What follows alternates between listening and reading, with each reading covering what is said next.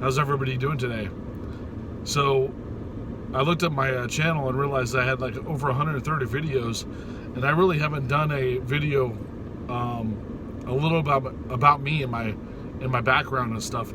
I touched on it a little bit in a previous video where I talked about how I got to this, my spiritual journey, but I really didn't go into great detail too much. So this video is going to be a little bit about me, and so I'm just going to share that with you. So, in case you guys don't know, my name is Brandon Ryder. It's my name on my channel. I'm 42 years old. I have 3 children. I have a 5-year-old and twin 3-year-olds. So, those are boy and girl twins. So my oldest is a son. I have a boy and girl twins. So 2 sons and a daughter. They're 5 and 3. They're about to turn 6 and 4. Basically next month. Their birthdays are only like 2 weeks apart. But yeah, I grew up in Arizona, Scottsdale, and just south of Denver, Parker, Colorado. I'm from both places, kind of. From like 1 to 6 years old. So 1 to 6 years old, I lived in Scottsdale. My parents divorced. I moved to Colorado with my mom, so we're living in South Denver area. And I flew back and forth from Phoenix to Denver during my breaks to like visit my father and stuff growing up. I was a class clown. You may not, I talked a little bit about my previous video. What you guys don't know about me is I'm kind of like a goofball. I joke around a lot. I don't do it much on this video because I'm trying to like teach you guys. But if that's something that you know about me, or if you get to know me and meet me in person someday, or if I'm in an interview, you'll notice that like I like to joke around a lot.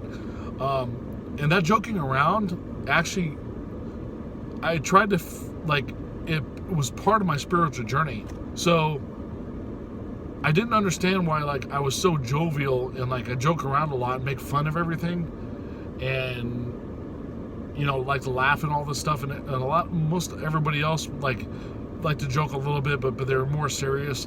They were more focused than me, especially like I saw kids in school. They were like doing all their schoolwork, and I'm like, what's the point? And if you're a follower of Alan Watts, he passed away, but he was a philosopher, and he even had a seminar based on what he called the Joker. And it definitely, when I listened to that 3-hour seminar of Alan Watts, when he was describing the Joker, it was like the guy painted the perfect picture of me. Jokers are like guys that joke around a lot are usually old souls.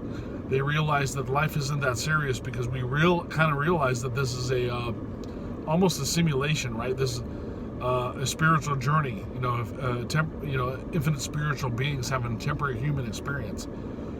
I didn't know what that was when I was younger, of course, and a lot of people don't. But when you're like an old soul and you've been like reincarnated several times, you probably start joking around a lot more because you're somewhat like in tune with the knowledge of the past, and laughter and stuff is a very positive thing, used in the right way. I mean, like, not, if you're using a derogatory or putting someone down, that can be in a negative state. But generally, like laughter, if people are watching funny movies and stuff, it's a healing energy. Laughter is definitely healing energy. There's been several case studies by doctors and scientists that have seen people that were around a lot of like comedy, or they were watching comedy movies. They were like actually healing cancer and stuff like that. So, because if you're laughing and having a good time, you're obviously not in an angry or bad state. I just wanted to touch a little bit on that, just to let you know kind of like the backstory of what a Joker would be or whatever. But if you want to watch Alan, the philosopher Alan Watts, there's a YouTube video where he talks about the Joker for like 3 hours, and that might describe you. Like if you were a class clown where you like to joke around a lot, you'll want to hear that, so you can kind of have an understanding of what's happening. And that experience has kind of led me to a spiritual journey in some way. because I wasn't that focused. I wasn't that serious. I didn't want to go to college. I joined the Army. I watched action movies in the 80s when I grew up, and being a soldier was kind of like, at pride, defend your country type stuff.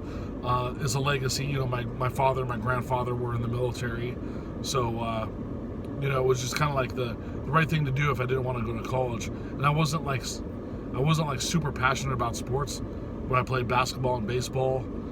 I wasn't like I went to go practice, and I practiced with my friends and stuff, but I wasn't like super passionate about sports. I like physical exercise, but it was just for the exercise mostly. Like, I like to be in shape, or semi in shape, and that's why I did it. But overexerting myself, I didn't really understand the point. I'm like, why am I trying? Why would I be like practicing and trying so hard to be better than other people at a sport? Like, sports don't really have any intrinsic value in my life. Like, okay, if I was in the old paradigm, I'm like, okay, if I become pro, I can make money at it. And that would have been my only ambition.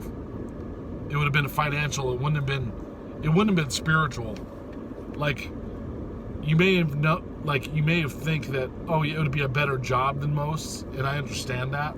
And you get respected, and a lot of people want to, meet you and stuff and get autographs and hang out with you and that type of stuff. And I understand all that stuff. But, it was like, what's the intrinsic value? What does it mean to you?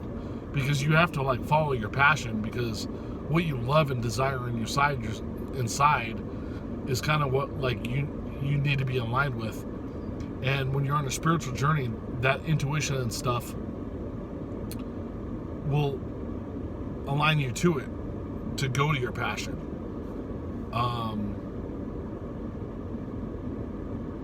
So if you were ever in that position where you tried really hard at sports or academics and never quite got to the point where you wanted to be in it, but you weren't super passionate about it, there's a reason why. It's because you were aligned to do something else. You weren't meant to do whatever it is, because if you were, you'd be super passionate about it. Michael Jordan didn't become one of the best basketball players of all time because he didn't like basketball. He loved the game. He loved the competition. So Michael Jordan is an example of somebody who was doing what he was passionate about. In the off season, he was practicing 3 hours a day with other guys, after work and stuff. That's crazy, because the average person wouldn't do that unless it's your passion. If you're a musician and you're playing guitar or drums or singing 8 hours a day, and you do it for free and not do it to get paid, that's a passion of yours. You do it for 8 hours a day anyways, whether you got paid or not. Michael Jordan played basketball whether he got paid or not. That's a passion. So going back to more about me, some of my interests: I love motorcycles. I'm into aviation. Matter of fact, I've shown you a video of Deer Valley Airport. I'm actually here right now. Sometimes I like to watch the planes take off and land and stuff like that. I went to private pilot school back in 2012, so flying airplanes is an interest. I've had motorcycles. I like riding. I like cars. I like music. I played guitar in a band for 5 years, doing all original stuff, mostly rock and progressive metal and that type of stuff. I love music. I like action movies. Of course, I like playing with my, now that I have children, I love playing with my children. Children are great. They're fun. They're fun and they're funny. So that's what I'm doing mostly right now, because when my kids are really young, they need a lot of attention, obviously. So that's where I put a lot of my time. When I'm not at work, I'm trying to do these videos. I play with my children a lot. I take them to the water park and not splash pads and stuff on the weekends. I try to take them outside, run around with them or whatever. They're kind of young, so they're not much into sports because like 5 and 3, right? So you just run around, throw them on the bicycle, whatever the case may be. Let's see what else about me. I love the water. I love the ocean. I love boats.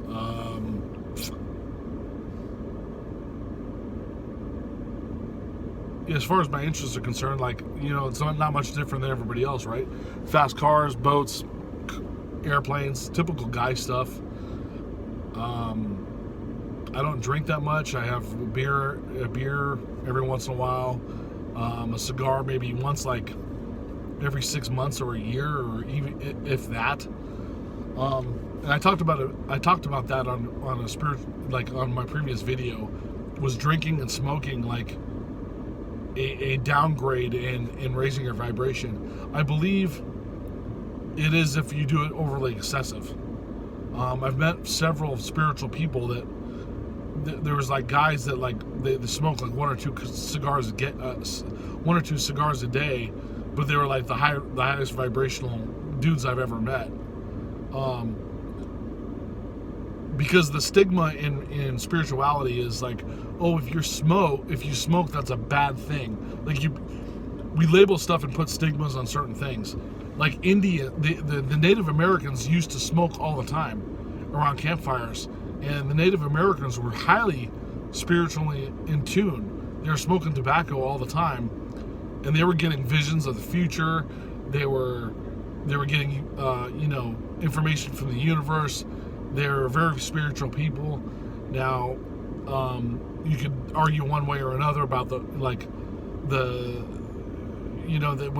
when they took an animal's life, they used the entire buffalo or whatever for the meat, the hide, the bones. It was like everything was used on the animal in order to make their lives easier and not have like waste. There was bad things about Native Americans. There's bad things about every culture, but there's good things about every culture too.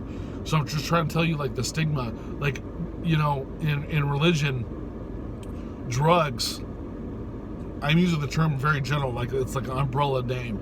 Drugs, pharmaceuticals, smoking, drinking, whatever. We have this condensation stigma in the United States, like. We categorize certain things as like, oh, if this drug is this drug, it's bad. If it's this drug, it's good. Because it's legal.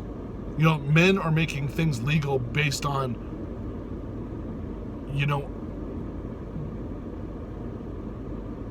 like if politicians or companies and stuff, they'll make things legal or illegal based on their own motives.